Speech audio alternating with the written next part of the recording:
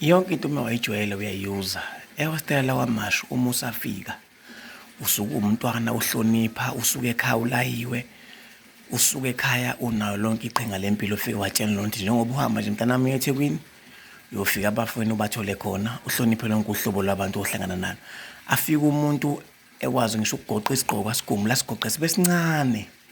Mesafika ehostela kukhomba ukuthi le mntwana ufundisekile uyahlonipha.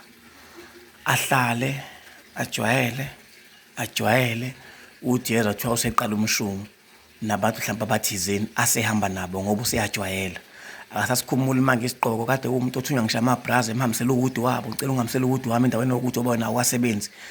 Bazwelana ke ehostela abanawo umona ehostela mangabe kuqhamuka itoho nje bakubiza awukho umona wakho le hostela.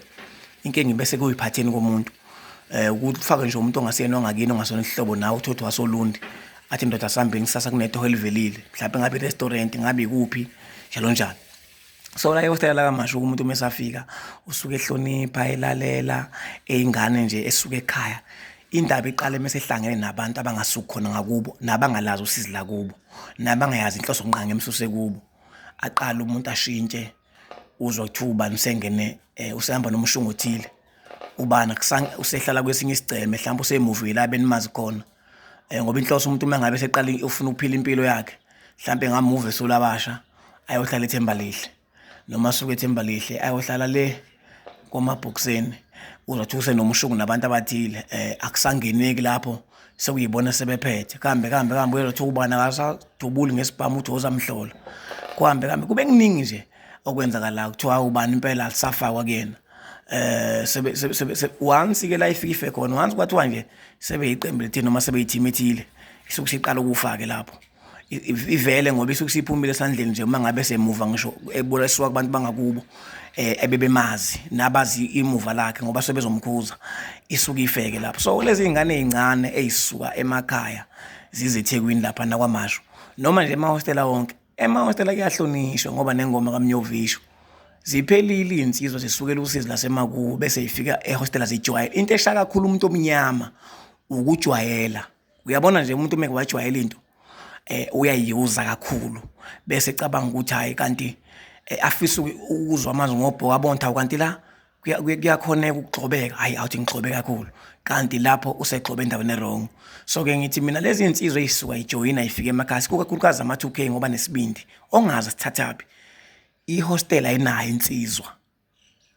Ngikuphinde ihostela ayinayo insizwa ayinaso isiqhwaga.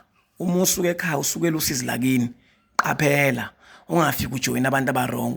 Once waqala wabalekela ibutho langakini wabalekela insizwa zangakini ohlala nazo eblocksini seqala khona ukuthi kunomkhubo osuqala ukuba khona empilweni yakho ngoba iblocks liyamqoqa umuntu. Iblocks nihlala nibe ba u4 kuyenzeka thina sahlangene siba u6 kuyenzeka nithothi lapha kunini nokuza nibhanqana ngisho embedeni ngezimo zokuhlapha indawo okuhlala yikho. Abantu abahloniphe uma behambile ngoba kusasa uthi umuntu mangabe sefike esenenkinga bese emlindelweni wakhe bethi abazali ingane ethi ibulewe asazi biyenzeni kanti bisiphila impilo yobugulukudu la eThekwini isijoyina abantu abarong. Umuntu ongalazi usizi lakini phuma kena ngoba ihostel ibaqedile abantu ayikho insizwa lapha futhi akukho ukuthi mina ngizalo mfoko abani ubaba ushaya insizwe emakhaya lutho lapha nje uyathoba ngoba akudlala ayikho insizwe engaphezulu kweni libaqedile abantu ihostel.